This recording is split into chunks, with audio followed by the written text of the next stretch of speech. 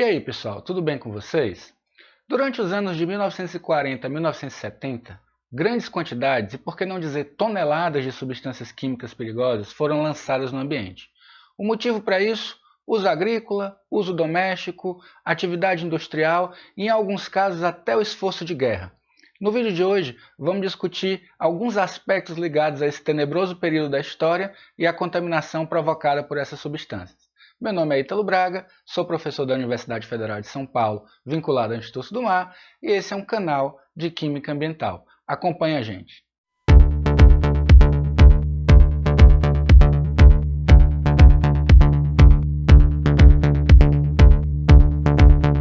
No vídeo anterior, eu falei um pouquinho sobre a gestão de praguicidas no Brasil e no mundo e da origem do uso dessas substâncias químicas para contenção e minimização de pragas.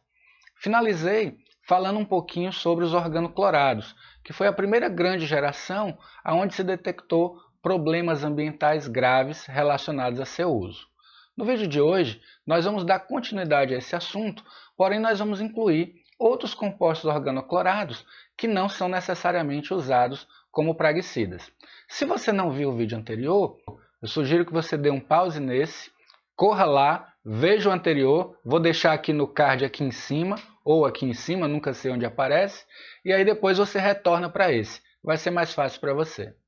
No início dos anos 70, o DDT já era um praguicida muito famoso, e aí famoso de uma forma inglória, porque já eram conhecidos os seus riscos ambientais.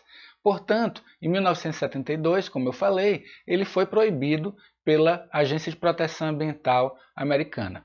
Porém, na esteira dele, outras substâncias começaram a ser usadas, como essas que vocês estão vendo no slide e que a gente discutiu no finzinho do vídeo anterior. Algumas dessas substâncias foram usadas simultaneamente ao DDT e outras na medida em que proibições começaram a ser impostas a ele. O fato é que a maior parte dessas substâncias possuem propriedades físico-químicas muito parecidas com a do DDT e, portanto, também são tóxicas para o meio ambiente. Além dos praguicidas, compostos organoclorados foram utilizados para outras aplicações. Um grupo bastante famoso são as bifenilas policloradas. As bifenilas policloradas, como o próprio nome sugere, são formadas por dois grupamentos fenil, aonde você tem aqui diferentes carbonos, numerados aqui de 2 a 6, aonde podem se ligar grupamentos clorados. As bifenilas policloradas, elas podem possuir de 3 a 5 átomos de cloro e a sua toxicidade ambiental vai ter uma relação muito grande com a quantidade de cloros presente na molécula. Atualmente, se conhece, considerando as posições possíveis na estrutura da molécula, 209 congêneres possíveis de PCB. No entanto, destes, somente algo em torno de 130 possuem algum uso comercial. Um aspecto interessante é que, para simplificar a identificação dessas moléculas, frequentemente eles são referidos por valores numéricos que fazem referência ou ao seu número de cloros ou ao seu peso molecular. Como eu mencionei, moléculas com o maior número de cloros, por exemplo, aqui o PCB 189, que possui 7 átomos de cloro, ele será mais tóxico, também será mais pesado. Na medida em que o PCB 77, que possui um número menor de átomos de cloro ligados ao anel, ele será um composto mais leve, portanto mais móvel no ambiente, na medida em que provavelmente apresentará menor toxicidade do que seu congênere 189. Esses compostos eles são usados em diversas aplicações industriais. As aplicações industriais mais conhecidas são como fluidos, sejam dielétricos ou retentores e dissipadores de calor, que estão presentes geralmente em capacitores e transformadores. Além disso, existem relatos da presença de PCBs em fluidos hidráulicos e lubrificantes, em materiais usados como plastificantes em tintas e vernizes, também são usados como retardantes de chama para minimizar o aspecto inflamável de algum material. Há também relatos de uso em praguicidas agrícolas, geralmente visando prolongar a vida útil do produto, além de que foram usados na indústria de papel e adesivos. As fontes de bifenilas policloradas para o ambiente, portanto, têm relação íntima com o seu uso. O mais frequente é o derramamento de fluidos contendo esses materiais, a vaporização de componentes elétricos que contenham PCBs, por exemplo, como eles são muito utilizados em transformadores e capacitores, e esses equipamentos, por sua vez, são sujeitos a oscilações de calor, em condições ideais de temperatura, esses compostos podem ser volatilizados do fluido e irem para a atmosfera. Também esses equipamentos podem sofrer vazamentos, né? Assim como podem ocorrer também vazamentos dos fluidos hidráulicos que os contêm. Existem casos também de armazenamento irregular, que acaba representando uma fonte substancial desse material para o ambiente, fumaça decorrente da incineração de produtos contendo PCB e, em alguns casos, também efluentes industriais e de esgoto despejados em rios e lagos da Terra. Outro grupo de moléculas de interesse ambiental e que também são organocloradas são as dioxinas e os furanos. Notem que, do ponto de vista da sua estrutura, essas moléculas são muito parecidas com os PCBs, diferindo basicamente no tipo de ligação que conecta os dois anéis benzênicos. Aqui, tanto nas dioxinas como nos furanos, nós vamos ter grupamentos ésteres, enquanto que nos PCBs a estrutura que os liga é diferente. Assim como nas bifenilas, as dioxinas e furanos possuem grupamentos que podem se conectar a um número variável de átomos de cloro. Nesse aspecto, é importante entender que os isômeros ou congêneres com grupamentos cloro ligados nas posições 2, 3, 7 e 8 são particularmente preocupantes do ponto de vista ambiental, porque apresentam maior toxicidade, também são mais estáveis no ambiente e, como consequência, resistentes à degradação. Também, de forma parecida com os PCBs, as dioxinas e furanos podem ter congêneres. No caso das dioxinas, são conhecidos 75 congêneres possíveis e, no caso dos furanos, 135.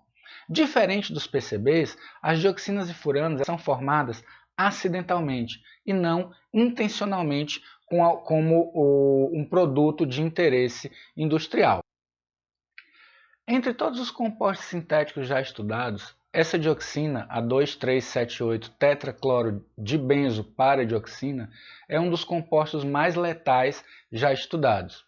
Na verdade, algumas agências ambientais utilizam essa substância como um padrão para equivalente de toxicidade. Esses equivalentes de toxicidade normalmente funcionam estabelecendo um valor 1 para essa molécula, que também é chamada de 2,3,7,8-TCDD, de modo que a toxicidade produzida por quaisquer outras substâncias representa normalmente uma fração da toxicidade causada pela TCDD. Isso demonstra o quanto essa substância pode ser perigosa. Ainda bem que não existem usos industriais ou mesmo agrícolas para essa substância, sendo ela normalmente formada através de procedimentos não intencionais, como nós vamos ver adiante. Em geral, as dioxinas e furanos elas vão se formar a partir da queima de resíduos, principalmente de resíduos contendo materiais poliméricos, como por exemplo o PVC, que é um plástico, cloreto de polivinila, e aí em condições de queima sob baixa temperatura formam-se as dioxinas que podem ser emanadas. Lembrando que para que isso ocorra, a queima desses materiais deve ocorrer em uma faixa entre 250 e 400 graus. Em alguns lugares, existe uma grande preocupação com o destino que tem se dado aos resíduos sólidos. Como vocês bem sabem, boa parte dos resíduos sólidos atualmente é composto por polímeros plásticos. E um destino muito comum que tem sido adotado, por exemplo, em países europeus, é a incineração desse material, visto que a gerência por outros mecanismos ainda é muito incipiente. Pois bem, uma grande preocupação que se desperta quando nós pensamos em incinerar lixo é a formação de dioxinas. Então quer dizer que a Europa, que incinera seu lixo e seu plástico, ela origina dioxinas? Provavelmente não, porque no caso dos fornos incineradores da Europa, eles vão trabalhar em faixas geralmente acima dos 800 graus centígrados, temperatura esta que é capaz de destruir esses resíduos.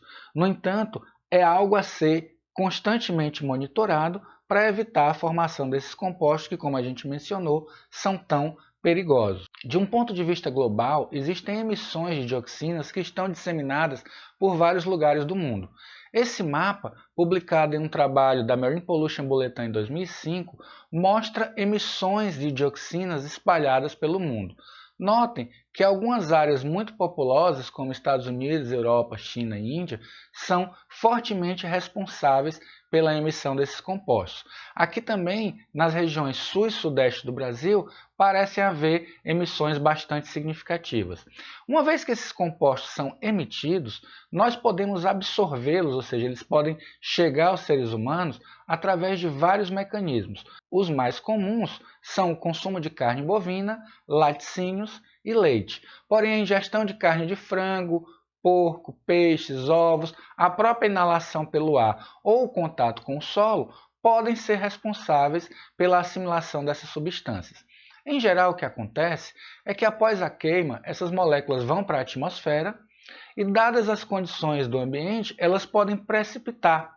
E aí, uma vez precipitando, por exemplo, sobre os pastos, o gado, principalmente o bovino, vai se alimentar desse pasto contaminado com essa fuligem contendo dioxina e, por consequência, irá assimilar tanto na carne como no leite eventualmente produzido. Existe um triste exemplo do uso de dioxinas ligado ao esforço de guerra. Ele aconteceu através do agente laranja durante a Guerra do Vietnã. Como vocês bem sabem, os Estados Unidos enfrentaram muitas dificuldades durante a Guerra do Vietnã. Ao final do conflito, todos sabemos que ele foi derrotado. No entanto, durante os combates, frequentemente as tropas americanas eram emboscadas pelos Vietcongs que se camuflavam muito bem nas florestas. Nessa época, algum oficial do governo americano teve a infeliz ideia de utilizar um praguicida agrícola, na verdade uma mistura de praguicidas agrícolas, alguns dos quais até são usados recentemente, e borrifando esse praguicida sobre as florestas, desfolhariam, expondo assim os Vietcongs. Acontece que não se sabe ao certo se de forma intencional ou não, a mistura entre esses reagentes originou concentrações bastante relevantes de dioxinas. Então, além de cumprir o papel do desfolhamento, a borrifação do agente laranja durante o conflito causou uma série de sequelas, tanto do ponto de vista da saúde, né, uma vez que as dioxinas são conhecidas como agentes teratogênicos. Então, hoje, por exemplo, nas áreas atingidas, existem várias pessoas que desenvolveram deficiências após seus pais e suas mães serem expostos às dioxinas, além de que essas dioxinas deixaram um legado ambiental bastante sério no solo das áreas atingidas. Assim como o DDT, os outros pesticidas clorados, os PCBs e as dioxinas e furanos são compostos que apresentam uma certa lipossolubilidade, portanto são hidrofóbicos, e apresentam uma elevada persistência ambiental. Boa parte dessas características é conferida pelo fato de que a maior parte dessas moléculas possuem altos valores de coeficiente de partição octanol-água. Para quem não lembra o que é isso, eu vou deixar um card aqui em cima para vocês assistirem ao vídeo que eu preparei sobre coeficiente de partição. Bom, no entanto, essas características faz com que esses compostos sejam altamente susceptíveis a processos como a bioacumulação. Lembrando, gente, que a bioacumulação é um processo de assimilação de um determinado contaminante com o passar do tempo ou da idade do organismo. Dessa forma, é sabido que organismos que bioacumulam vão apresentar concentrações maiores quanto mais velhos ou maiores eles forem. Também, esses compostos eles estão sujeitos a processos de biomagnificação. E aqui a gente tem um quadro publicado num trabalho de 1991, onde mostra as concentrações de PCBs em água, sedimentos e em diferentes componentes de uma cadeia trófica, mostrando que a cada elo dessa cadeia trófica, as concentrações acumuladas nos tecidos desses organismos tendem a aumentar. Então, quando a transferência e o aumento das concentrações acumuladas aumenta em função do nível trófico que o organismo ocorre, nós chamamos o fenômeno de biomagnificação. Então, juntando a alta lipofilicidade, persistência ambiental, capacidade de bioacumular e biomagnificar nas cadeias tróficas, nós juntamos aí os ingredientes para um desastre ambiental de proporções bastante grandes. Exatamente por isso, esses compostos, embora muitos deles estejam atualmente proibidos através da Convenção de Estocolmo, ainda hoje são um legado ambiental, um passivo ambiental com o qual nós temos que lidar. Não raro, estudos recentes coletam amostras ambientais, seja de organismos, seja de sedimentos, e encontram concentrações bastante relevantes de alguns desses organoclorados nessas amostras. Isso demonstra claramente que esses compostos são altamente persistentes.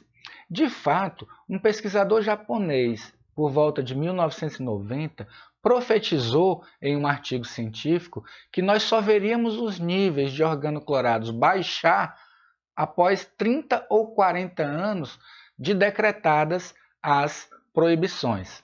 O resultado disso é que nós estamos lidando com esse passivo ambiental até hoje. Ou seja, organoclorados, embora a maior parte deles tenha sido banido, ainda assim representam um problema. Sobre o procedimento que levou ao banimento global de muitas dessas substâncias, nós prepararemos um outro vídeo que vai focar especificamente sobre a Convenção de Estocolmo. E para não perder o hábito, vou deixar aqui a perguntinha para vocês me responderem por e-mail ou fazerem os comentários aí no vídeo na plataforma do YouTube. A pergunta é o seguinte: se as dioxinas e furanos podem ser acumuladas pela alimentação do gado e assim ser transferida para o seu leite, seria possível que organoclorados pudessem ser transferidos para os bebês através do leite materno? Deem uma pesquisadinha e comentem aqui embaixo ou enviem as respostas para o meu e-mail. Até a próxima, muito obrigado pela atenção.